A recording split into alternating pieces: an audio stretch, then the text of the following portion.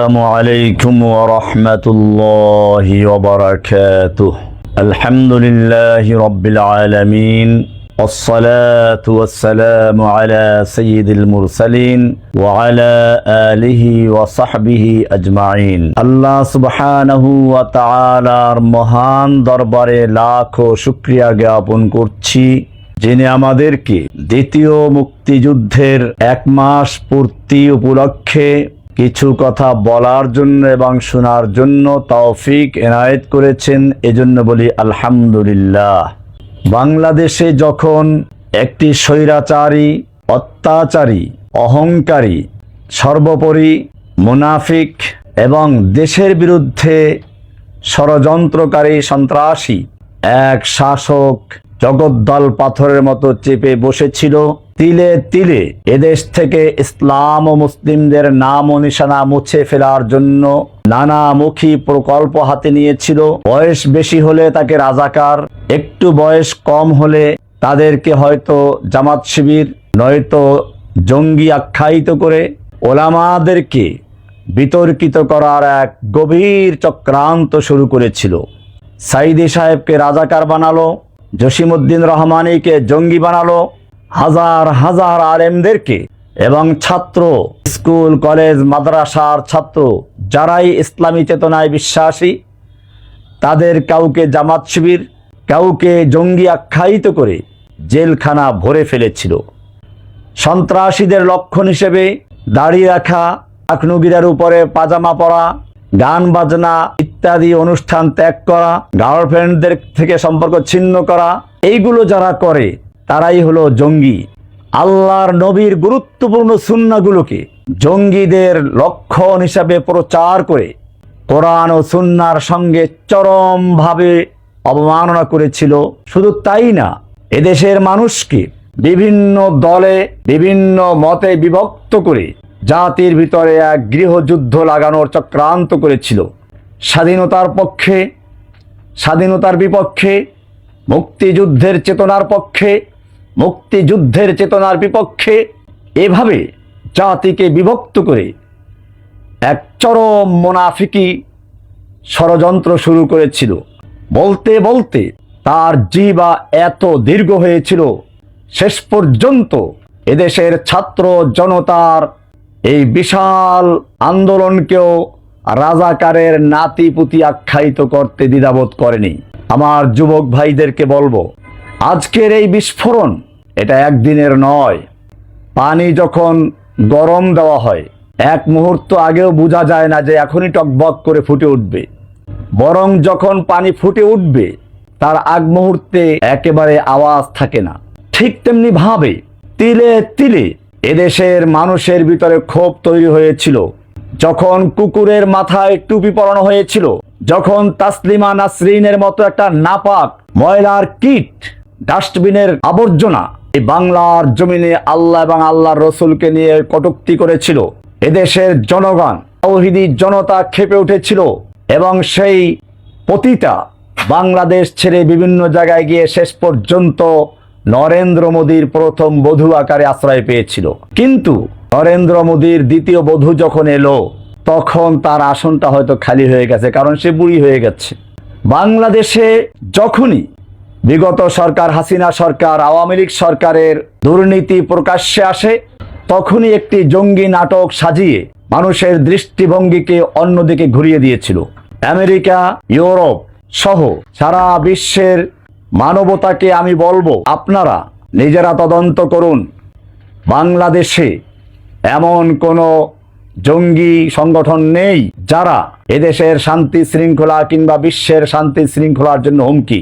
এগুলো সবই হাসিনার তৈরি করা। যখনই তার এক একটা ইস্যু সামনে চলে আসে, বিতর্কিত কোনো কাজ তার সামনে চলে আসে, সেটাকে ধামাচাপা দেওয়ার জন্য এবং বিশ্বের দৃষ্টিটাকে অন্যদিকে ঘুরিয়ে দেওয়ার জন্য একটা জঙ্গি নাটক সাজিয়ে কোনো একটা ঘটনা ঘটিয়ে দেয়। এরপরে সে মানুষকে বুঝায়, বিশেষ করে পশ্চিমা বিশ্বকে বুঝায় যে এদেশ থেকে আমি যদি চলে যাই তাহলে জঙ্গিবাদ মাথা চাড়া দিয়ে উঠবে। এখন হাসিনা নেই, এখন কি জঙ্গিবাদ মাথা চাড়া দিয়ে উঠেছে? আমি বিশ্বাস করি বরং হাসিনা বিদায়ের পরে এদেশের মানুষের মধ্যে ঐক্য তৈরি হয়েছে, এদেশের মানুষের মধ্যে শান্তি শৃঙ্খলা তৈরি হয়েছে, এমনকি অমুসলিমদের সাথেও দেশের মানুষের যে ঐতিহ্যবাহী সম্প্রীতি হয়েছে সেটা আবার পুনঃস্থাপিত হয়েছে।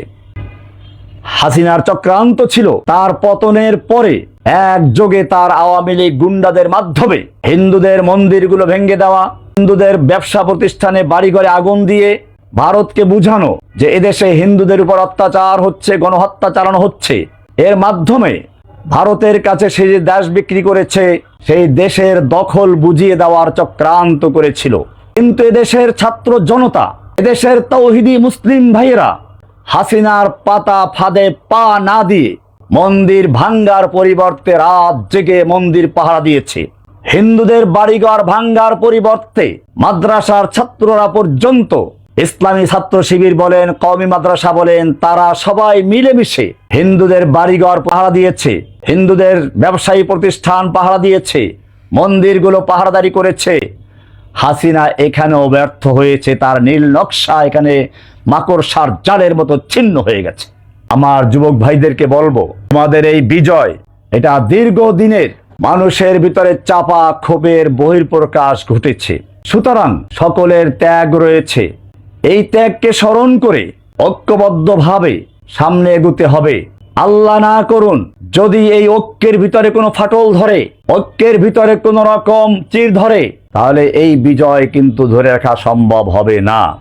যুবক ভাইয়েরা, আমি তোমাদেরকে বলবো কবির ভাষায়, তু শাহিন হায় পরওয়াজ হায় কাম তেরা, তেরে সামনে আসমাঁ और भी है।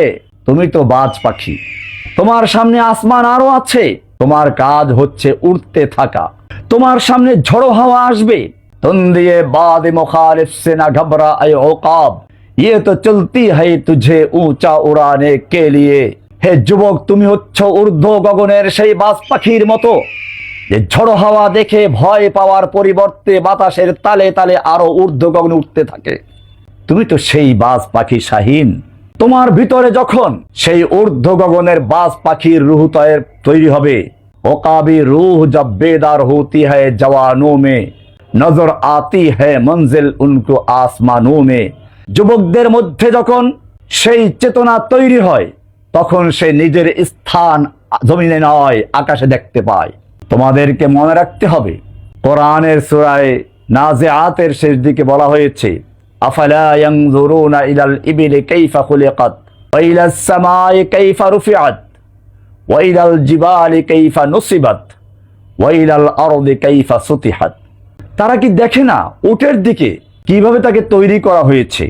এখানে অনেক ব্যাখ্যা রয়েছে, তার একটি ব্যাখ্যা এটাও, উট মরুভূমিতে চলতে থাকে, বোঝা বহন করে চলতে থাকে, দিন রাত সে অসহ বোঝা বয়ে চলে। তোমাকেও সেই উটের মতো অক্লান্ত পরিশ্রম করে মরুভূমি ত্যাগ করতে হবে, দুর্গম গিরিকান্তার মরুদুস্তর পারাপার লঙ্ঘিতে হবে, রাত্রি নিশীথে যাত্রীরা হুঁশিয়ার। এটাই বলা হয়েছে, আফালা ইয়ানজুরুনা ইলাল ইবিলি কাইফা খুলিকাত ওয়া ইলাস সামাই কাইফা রুফিআত। তোমরা কি দেখো না আকাশের দিকে? তারা কি দেখে না আকাশের দিকে কিভাবে আকাশকে উঁচু করা হয়েছে? তার মানে আকাশের মতো উঁচু হবে তোমার চিন্তা চেতনা, সংকীর্ণ কোনো চিন্তা চেতনা নিয়ে আগানো যাবে না। ওয়া ইলাল জিবালি কাইফা নুসিবাত। পাহাড়ের দিকে তাকায় না কিভাবে পাহাড়কে স্থাপিত করা হয়েছে? তার মানে পাহাড়ের মতো সুদৃঢ় চেতনা নিয়ে তোমাকে স্থির থাকতে হবে, অটল থাকতে হবে, যত বাধাই আসুক না কেন। বিশ্ব যদি চলে যায় টলিতে টলিতে, আমি শুধু একাই রব কর্তব্য সাধিতে। এভাবে তোমাকে দায়িত্ব নিয়ে ময়দানে একা হলেও থাকতে হবে, কোনো বাতিলের সামনে মাথা নত করা যাবে না। ওয়াইলাল আরদি কাইফা সুতিহাত। তারা কি দেখে না জমিনের দিকে কিভাবে বিছানো হয়েছে জমিনকে? তার মানে জমিনের মতো, পৃথিবীর মতো প্রশস্ত হৃদয় নিয়ে তোমাকে এগিয়ে যেতে হবে, সংকীর্ণ কোনো হৃদয়ের স্থান তোমার ভিতরে থাকবে না। হে আমার যুবক ভাইয়েরা, আমি তোমাদের ধন্যবাদ জানাই, যখন বাংলাদেশের জনগণ এই জালিমের অত্যাচারে, নির্যাতনে, নিপীড়নে দিশেহারা হয়ে কোন কান্ডারির তালাশে ছিল। কোরআনের ভাষায় বলা হচ্ছে, ওয়ামা লাকুম লা তুকাতিলুনা ফি সাবিলিল্লাহি ওয়াল মুস্তাদআফিনা মিনার রিজালি ওয়ান নিসাই ওয়াল বিলদান الذين يقولون ربنا أخرجنا من هذه القرية الظالم أهلها واجعل لنا من لدنك وليا واجعل لنا من لدنك نصيرا। কোরআনের ভাষায় বলা হচ্ছে, তোমাদের কি হলো? তোমরা কেন সংগ্রাম করছো না, লড়াই করছো না ওই সমস্ত লোকের মুক্তির জন্য? সেই অসহায় নারী, পুরুষ, শিশু, বৃদ্ধ লোকেরা যারা ফরিয়াদ করে বলছে, রব্বানা আখরিজনা মিন হাযিহিল ক্বরিয়াতি যালিমি আহলুহা, হে আমাদের রব, তুমি আমাদেরকে এই জালিম অধ্যুষিত হাসিনার জুলুম, অত্যাচার, নির্যাতন, নিপীড়ন থেকে আমাদেরকে মুক্ত করো। ওয়াজআল লানা মিন লাদুনকা ওয়ালিয়্যা, তুমি তোমার পক্ষ থেকে আমাদের জন্য একজন ন্যায়নিষ্ঠবান নেতা দান করো। ওয়াজআল লানা মিন লাদুনকা নাসীরা, আমাদেরকে দাও সাহায্যকারী, এই হাসিনার জুলুমের থেকে মুক্তি দান করো। আমাদেরকে ছাত্রলীগের নির্যাতন, নিপীড়ন থেকে মুক্ত দান করো। আমাদেরকে এই গরুচোর, সন্ত্রাসী, লুটেরা, ধর্ষক, এরকম জালিমদের হাত থেকে আমাদের রক্ষা করো। সেই মুহূর্তে তোমরা এগিয়ে এসেছিলে সেই আল্লাহর কোরআনের ভাষায় ওলি এবং নাসির হয়ে, সাহায্যকারী হয়ে। সাবাস তোমাদের, ধন্যবাদ তোমাদেরকে। আমি তোমাদের বলবো, তোমাদের এই চেতনা, তোমাদের এই বিজয় স্থায়ী হোক, তোমাদের ধন্যবাদ। আমি ধন্যবাদ জানাই আজকের এই মাস প্রতিতে বাংলাদেশের সেনাবাহিনীকে, যারা সময় মতো ভূমিকা নিয়েছিল, সেই পুলিশের মতো পেটুয়া বাহিনীর ভূমিকা পালন না করে এদেশের জনগণের পক্ষে দাঁড়িয়েছিল এবং তাদের ভাবমূর্তি এদেশের ভিতরে যেরকম আরো উজ্জ্বল হয়েছে, বিশ্বব্যাপী তারা সমাদৃত হয়েছে, বিশ্বব্যাপী তাদের ভাবমূর্তি আরো উজ্জ্বল হয়েছে। ধন্যবাদ জানাই সেই সেনাবাহিনীর জওয়ানদেরকে, যারা জালিমের পাশে না থেকে মাজলুমদের পাশে দাঁড়িয়েছে। এভাবেই যদি এদেশের সেনাবাহিনী সময় সময়ে বিপদের মুহূর্তে জালিমের পক্ষ না নিয়ে, মাজলুমের পক্ষ নেয়, শাসকের পক্ষ না নিয়ে জনগণের পক্ষ নেয়, আশা করি এদেশের মানুষের কেউ, এদেশের স্বাধীনতা, এদেশের ইসলামের চেতনা কেউ ভুলণ্ঠ করতে সাহস করবে না। আমি ভারতকে সাবধান করে দিচ্ছি, বাংলাদেশের দিকে খবরদার কুনজর দিবে না। বাংলাদেশ সিকিম, ভুটান নয়। বাংলাদেশ 18 কোটি মুসলিম জনতার, তাওহিদি জনতার দেশ। এদেশ একটি মসজিদ, এটা আমাদের পবিত্র ভূমি। এদিকে যদি চোখ তুলে তাকাও, সে চোখ উপড়ে ফেলা হবে।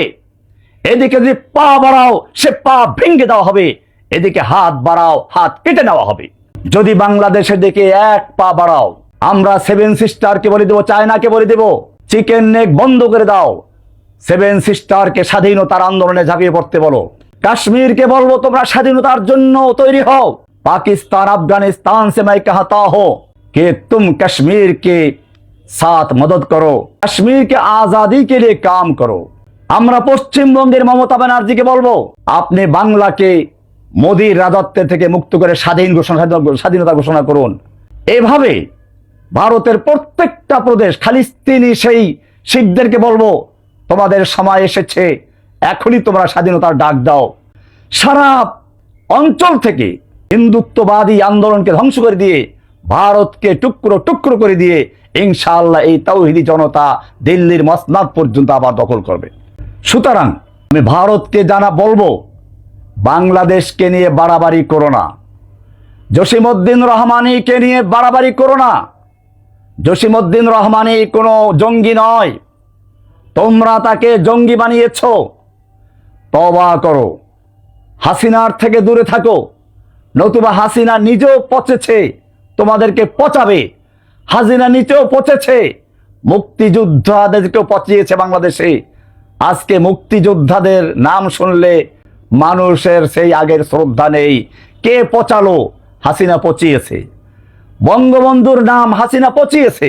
এখন বঙ্গবন্ধু একটা হাস্যকর বিষয়। শেখ মুজিবের মূর্তির গলায় রশি লাগিয়ে ক্রেন দিয়ে টেনে ফেলে দিয়েছে। এত চরম অবমাননা হাসিনার কারণে হয়েছে।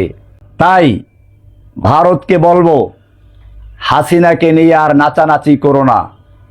হাসিনাকে নিয়ে যত নাচানাচি করবে, বিশ্বে তোমার ভাবমূর্তি ততই নষ্ট হবে। এদেশের জনগণ কোনো অন্যায়ের সামনে মাথা নত করে না। অন্যায় যারা করে এবং অন্যায়কে যারা প্রশ্রয় দেয়, তাদের অপরাধ একই। সুতরাং ভারতকে আমরা বলবো, তোমরা অন্যায়ভাবে এই জালিম শাহীর আর সমর্থন করো না।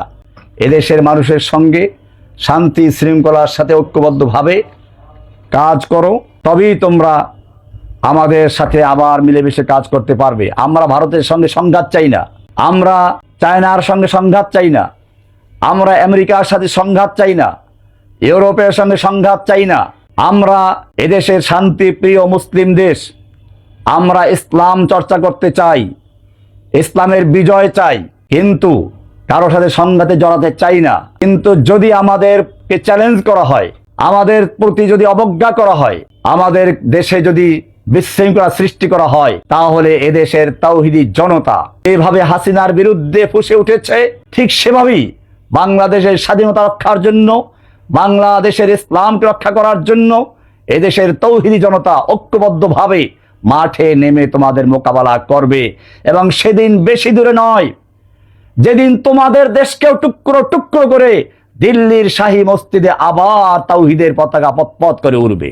আমি বর্তমান সরকারকে বলবো, এই সরকার অনেক ত্যাগ তিতিক্ষার মাধ্যমে এসেছে, দেশ নতুন করে স্বাধীন হয়েছে। সুতরাং হাসিনার তৈরি করা কাটা ছেঁড়া সংবিধান পরিবাদ দিয়ে একটা সম্পূর্ণ বাংলাদেশের মুসলিমদের চেতনার সাথে মিল রেখে নতুন করে একটি সংবিধান তৈরি করা,